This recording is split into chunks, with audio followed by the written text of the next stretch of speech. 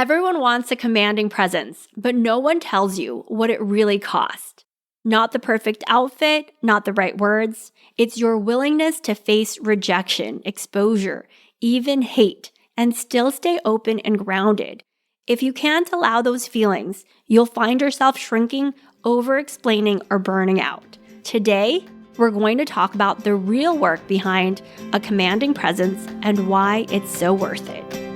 Welcome to The Balanced Leader, hosted by Yan Dang, a leadership and life coach with over 20 years of corporate experience. Drawing from her journey as a former global finance leader and second-generation immigrant, Yan understands the unique challenges women face in male-dominated workplaces. Each episode offers insights on balancing masculine and feminine energies, mastering soft skills, and building emotional intelligence. Join us to transform frustration into empowerment and unlock your authentic leadership potential. All right. Hey, podcast listeners, welcome to this episode about the real price of a commanding presence. I want to dive in with a personal story that really helped me understand what was on the line and the way I was playing this game with myself about how people would recognize me or not recognize me, and how I just gave a lot of other people outside of myself the power to dismiss me. So the opposite of having a commanding presence, right? Having commanding a room is being overlooked, is being dismissed, is being sidelined, right? These things happen to us. So I want to share more of a personal story when I was in a coaching community. And I noticed that I would play this weird game with myself and this male leader who was our coach, right? We had female leaders and we had male leaders. And I had a particularly weird game I would play with him. I would notice, right? I'd come into a room and I would notice, is he going to say my name right? Is he going to notice me? Is he going to say hi to me? It was really weird, right? It feels like some weird game you play with somebody that you have a crush on. But in this case, I didn't have a crush on him. I was literally I respected him. I was sort of testing him. I was noticing if I could trust him.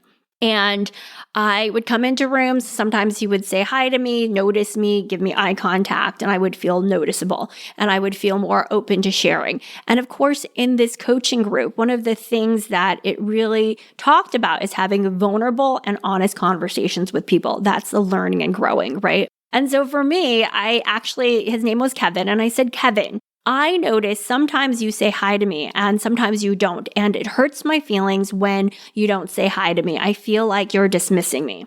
And he said this in such a powerful way that it totally landed. And I think I had enough relationship and rapport and trust with him at that point where when he said this to me, I really allowed it to sink in. I really allowed myself to understand it. And it totally transformed the way that I show up in rooms, especially rooms with men. So he said to me, Yan, I hear you. I want to remember you and I want to say your name and I want to make sure that you are seen and heard.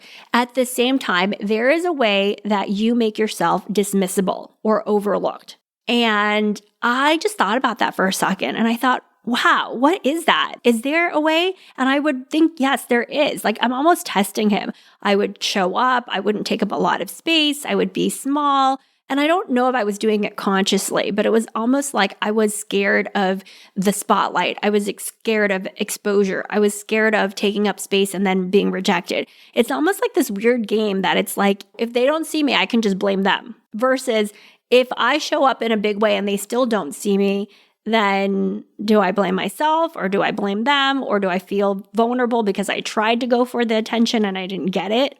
And so it really helped me to see that I was playing a game with myself and I was not really expecting to be seen and I was allowing myself to be dismissible or overlooked. So that day I learned a commanding presence isn't a style, it's a capacity. It's the ability to stay present when you feel most exposed.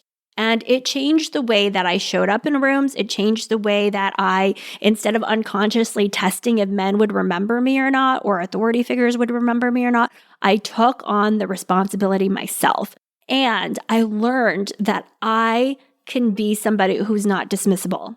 And I learned that I can take up space and that I can command space. And I think a lot of times people don't realize what it takes to really have a commanding presence. If you think about it, somebody who has a commanding presence is coming into a room. They have their own thoughts and feelings about themselves, but they are also putting themselves, right, by being a big splash, by taking up space and by showing up with your grounded authority, you are also opening yourself up to rejection, exposure, vulnerability, and even hate. So if you think about this, people who take up the most space, people are out there in the world saying what's so, having the audacity to say things that, sometimes don't even make sense. They're exposing themselves to rejection and exposing themselves to hate and exposing themselves to being vulnerable because you don't know how people are going to respond to you. And that is the price of command. That price of doing it again and again and learning to command rooms and really learning how to command yourself so that you are choosing to do it consciously. This is really the price, right? If you look at, sometimes we look at politicians or we look at celebrities, they have a big price that they're paying. They put music out in the world and you don't know if people are gonna like it or not like it. So there's that exposure, there's that vulnerability. I wrote this song and I love it. And people are like, they may love it or they may hate it. But your job as a leader and your job as a leader who wants to command more and more spaces is to focus on yourself and to focus on the importance of what you're putting out in the world and to know that it is natural and normal to have these feelings, to feel like you might face rejection, to feel exposed, to be scared that people might hate you, right? And these things are going to happen, but you don't need to allow them to take up more space than they take up. You're like, it's a possibility. But it's kind of like when people are like, if I really show up as me and I'm super uber successful, my friends are not going to be my friends or my family might not like me anymore. And really the question there is are you going to like yourself?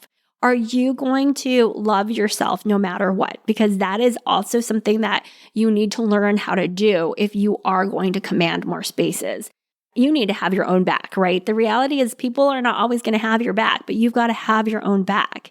And if you're going to learn how to command spaces, that is part of what you need, right? The willingness to feel these emotions, but also the willingness to have your own back and take care of yourself, because that is what it's going to take to continue to fight that good fight and to be in it.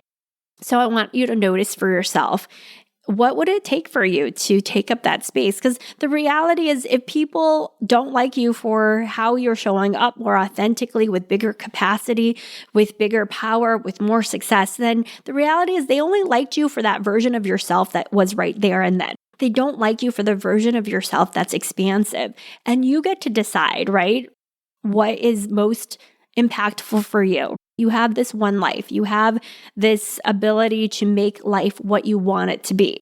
Are you going to play it small and stay safe, or are you going to expand and make more friends and have real authentic relationships with people who see you expanding and care about you and want you to do that? These are all choices. And I want you to be honest with yourself because if people think I'm going to go command a space, especially a space that wasn't built for you, that was for all these men, and think that it's going to be a easy ride and that you're not going to feel exposed and you're not going to feel, vulnerable, then it's just not the truth. And I'm here in this podcast to tell women the truth.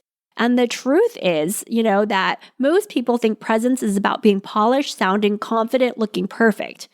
But presence isn't how you perform. It's how much discomfort you're willing to stay present for without shutting down or lashing out. Let me say this again. Presence isn't how you perform. It's how much discomfort you're willing to stay present for without shutting down or lashing out. I remember there was a moment, I think I was in a leadership meeting and somebody kept saying my name wrong. I think I probably shared this on the podcast before. I have a trigger. My name is Yan. I like people to say my name is Yan. I don't think it's too much to ask for people, right? And I don't get super triggered these days when people say my name wrong because I've worked it. But I remember in this meeting, somebody kept saying my name and I was totally confused because he kept saying it wrong until I realized, oh my God, he's saying my name. And I commanded the room and I said, hey, John, it's not Yan, it's Yan. And it might have sounded really sharp in the moment. I think people kind of woke up because it was kind of getting it to be a sleepy meeting, but I was really proud of myself. Some people were probably a little scared, but at the same time, I was like, I've exposed myself. I'm being vulnerable. I'm showing up, right? I'm taking up space. And people might not like that, but I liked that for me in that moment. It was growth for me. And I was working on growing and taking command and being with myself as I took up more space, right? Did it feel uncomfortable? Yes, of course it felt uncomfortable. And this is the truth, right? If you are commanding more and more spaces, it's going to be uncomfortable, but you are going to expand your capacity and your capability to deal with that discomfort and still stay present. This is what leadership is. Your ability to expand your emotional capacity while still being present and grounded and giving yourself big room to make mistakes and to learn. Hey, if conflict leaves you replaying conversations or doubting how you showed up, I want you at my next live masterclass, Command Under Fire. 3 steps to navigate conflict with confidence and authority. In just 60 minutes, I'll teach you how to create internal safety through emotional regulation. Reframe conflict as a pathway to clarity and connection. And remember that you always have a choice. I'll share my own leadership stories and real client transformations so that these 3 steps you can use immediately in your next toughest conversation at work or at home. You'll walk away knowing how to stay grounded and credible when emotions run high, turn tension into trust, and how to hold your authority in any room without over-explaining or apologizing. We go live Thursday, October 23rd at 12 p.m. Eastern Standard Time. And it's completely free. The link is in the show notes. Go reserve your spot right now because confidence doesn't come from calm. It comes from commands. I'll see you inside.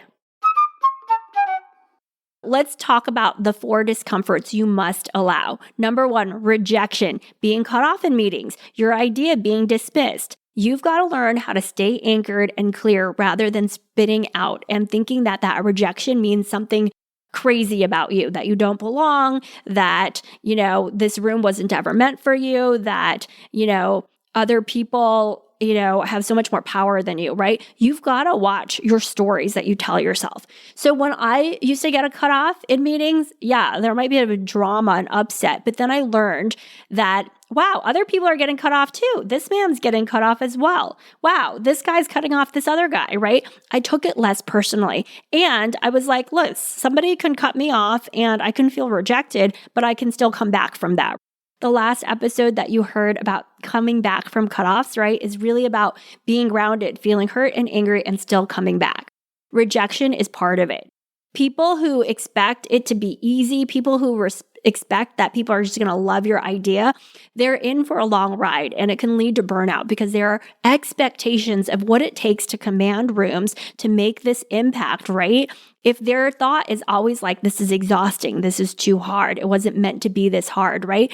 It can feel like just terrible if you feel like that, right? Versus accepting, well, rejection's just part of it. I'm a woman in this space. They've not seen it before. They don't know what it's like. They're rejecting what I'm saying. How do I come back from that? How do I not make it about me in the moment, make it about my leadership ability or my capabilities, and make it more about me learning a skill to be seen and heard in a room? And if rejection comes, it comes. Most people have ideas and it's 50% rejected and 50% that's a brilliant idea. Let's move it forward, right? How do you stay in the game and continue to work on your skill of commanding the presence and commanding the spaces? I've been in rooms where my idea has gotten rejected, but I've had a commanding presence and I still felt like I was part of adding to the solution, because when you can say no to things, you know what you want to say yes to, and it has more data for the rest of the room to understand. But if you think about the people who learn the most, they're the people that are willing to make mistakes, to learn from it quickly. And they're the people that are willing to be rejected or exposed. Again, exposure is another big thing, right? You're the only woman in the room. Of course, you're going to feel exposed. Being the only woman, being the youngest woman, maybe being the only person of color, all eyes are on you. And you get to consciously choose visibility over hiding. You get to talk to yourself and say, I'm going to allow this feeling of exposure because this is just what it is. And I'm still going to talk to myself in a way where I'm like, you're meant to be here. You belong here. They need to hear your words and your leadership. You bring a unique perspective, right? That's the way to, allow for exposure, but also be really clear about why you're in the room. And the next one is hate. You may get hate. You're going to face criticism, especially if you're holding people accountable and you're actually calling out the truth. That team is not doing what they need to do. We need X, Y, and Z. We need to stop playing these games. We need to stop with the gossip and actually start getting work done. People are not going to like you. You might be told that you are the B word, or they might tell you that you are coming on too strong, or that you need to smile more. There is like criticism, and it's not exactly hate, but there's going to be feedback. And there are a lot of studies that show women get way more feedback on their personal style and their way of speaking than men do, right? And if you can accept that this is a thing, not accept that it's right, just accept that, okay, this happens. And again, not make it mean that you're not supposed to be in the room. You can also zoom out and say, listen, these guys don't know what it's like for a woman leader to partner with them, to hold them accountable, and to, say the truth. It could feel threatening to them. And so hate is a part of that. Having people dislike you is a part of that. But again, if you allow it instead of try to suppress it and control it, then you have much more capacity to take care of yourself. You have much more capacity to see what lands well and what doesn't. And you have much more capacity to, be back in the game versus feeling like, oh, somebody dislikes me or somebody doesn't like something about me and it's going to stop me, right? I'm going to go think about it for a week or 2 weeks. I've had this too. People didn't like my style. They didn't like the way I led. But what mattered to me is I liked it. And I also got data. What didn't they like? Oh, that's interesting. Do I want to do anything about it or not? But I'm not going to control how they feel and think about me, right? That is something that if I spent my time doing, I would be in burnout and I wouldn't be commanding spaces. I would be allowing other people's thoughts and opinions of me to stop me from learning this ability to command more and more spaces. And the fourth one is vulnerability, speaking up when you're not 100% sure of the outcome, leading with honesty and not perfection. It's not about being perfect. It's not about being polished. I think a lot of times women think if they say it properly, if they say it calmly, if they come across very smooth or have a finesse about it, yes, of course, that's great. But if you're going to put that pedestal on you every single day, every single meeting, that's a lot of pressure, and that will lead to burnout. Instead of allowing yourself to be vulnerable and knowing, hey, this is part of the game of showing up, giving yourself, bandwidth to show up in a lot of different ways. I actually just had this with one of my clients. She was so hard on herself. She said, oh my gosh, I went to my team meeting and I was so stern. She called herself the B word. She showed up really with this tight energy, and she just afterwards judged the crap out of herself. And I said, listen, your staff has no idea what it is for you to be in your role, to have the pressure that you have, to command the spaces you have to command, to make the decisions you have to make. And so it makes sense that you showed up with a lot of anger, a lot of defensiveness, a lot of, upset when they didn't like your idea and they wanted you to move forward, right? They're having their own emotions and their own thoughts about it. And you need to give yourself grace and know that these are vulnerable spaces and you can always clean things up later. You don't need to beat yourself up while you're doing all of these things because it takes a lot of energy and it takes a lot of commitment to have this capacity to command, to have this skill to command. And in doing that, she was able to give herself more grace, notice what she actually wanted to do, and also to zoom out and see the bigger picture. It's not about performance and it's not about being perfect. It's how much discomfort you're willing to stay present for without shutting down or lashing out. And she was present in that meeting, and this is the price of commanding spaces, really learning how to expand your capacity to allow for rejection, exposure, hate, or negative feedback or criticism, and vulnerability. These are just part of, if you can accept that this is part of what it takes to command spaces, then you're going to be less hard on yourself and you're going to feel more of like, okay, this is the path and I'm ready for it. Because if you truly are ready to speak up in these high stakes, moments and these meetings, then this is the price. And your willingness and your bravery to pay this price is really awesome and is really admirable. A lot of women don't want to do this. A lot of women say, forget it. I want to go work somewhere else. I don't want to work in an environment that's hard. But there's a big why for you. There's a reason that you want to be heard. And there's skill sets and leadership that's needed. So we just want to notice, because that's hidden trap. If you don't allow rejection, exposure, vulnerability, even hate, what you could end up feeling is, if I were truly confident, I wouldn't be rattled. So then you start criticizing yourself as you're learning this. And I want to share with you a concept of what I'm teaching my clients about the old game of performing for approval versus a new game. And this is the new game that I invite you all on with me and all of my clients on. The new game is really, confidence isn't the absence of emotion. It's the decision to keep leading yourself through it. So discomfort is part of the whole game, and you've got to want to take in that discomfort and build your capacity for that discomfort if you are to win at this new game, if you are to command in spaces that literally were not built for you, that literally want to keep you out of it. So the old game is about, avoiding rejection and exposure. It's about performing perfectly and so polished in order to earn respect. It's about beat up or feeling bad about being nervous or feeling uncomfortable. It's shrinking when being challenged. It's really you questioning your ability versus the new game that I want to invite all of you on, and is the game that is going to allow you to lead in these male-dominated spaces while still being able to advance without burnout. This is the new game. It expects them as part of leadership. It expects challenges and discomfort, holds authority even in those uncomfortable moments. It accepts humanity and stays grounded.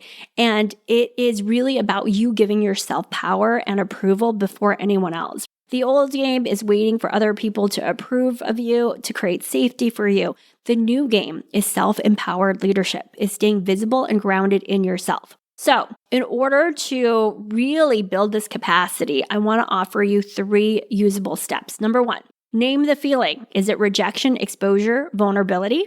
What is it? Is it hate? Or what are you noticing that's happening to you that you feel scared about? And it's staying present to that. And then it's anchoring in your body, feeling your breath, right? Slowing down, feeling your breath, noticing your feet on the ground, slowing your pace down. You want to notice yourself when you're having these emotional moments or feeling uncomfortable. And then returning to this bigger new game. I'm here to lead, not to be liked. I'm here to lead, not to be liked. So that you pull yourself out of that old game of being liked and making sure everybody feels comfortable around you, to this new game where, you feel uncomfortable, but you like yourself and you're learning to be proud of yourself and you're learning to command spaces, again, that were not built for you. All right, that was a lot in this episode, but I really wanted you to have this episode because when I had shared this at the workshop, I really hit a chord with the women, and I know it's going to hit a chord with you. The price of command, the price of learning to have a commanding presence is truly rejection, exposure, hate, and vulnerability. The more you can allow yourself to expand your capacity, your window of tolerance for these emotions that will come up, that will come your way, the more you are going to lead yourself and command yourself. And the quicker you are going to have this commanding presence, because you're going to be like, this is part of it. It's like, I'm signing up for a marathon. It's going to be hard. I'm going to have aches and pains. It's going to take a lot of dedication. It's going to take a lot of commitment. It's the same for you. If you want to command in these spaces, again, that were not built for you, then you need to allow for this and know that this is part of the journey. It's not the end game. It's just part of the journey. Commanding presence isn't about having no fear. It's about deciding ahead of time that you can hold yourself in the fire. This week, when you feel dismissed, exposed, judged, pause and tell yourself, I can allow this. I can lead anyway. That's the muscle that will make you undeniable.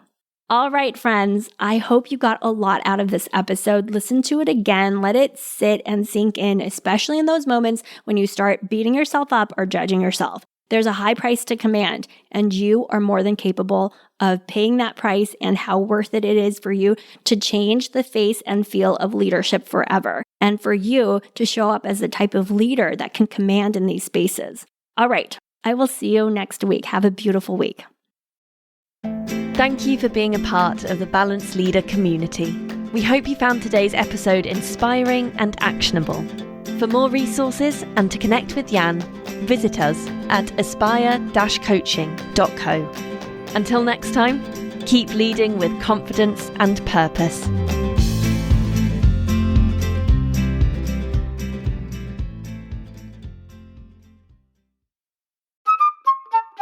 Hey, if conflict leaves you replaying conversations or doubting how you showed up, I want you at my next live masterclass, Command Under Fire. 3 steps to navigate conflict with confidence and authority. In just 60 minutes, I'll teach you how to create internal safety through emotional regulation.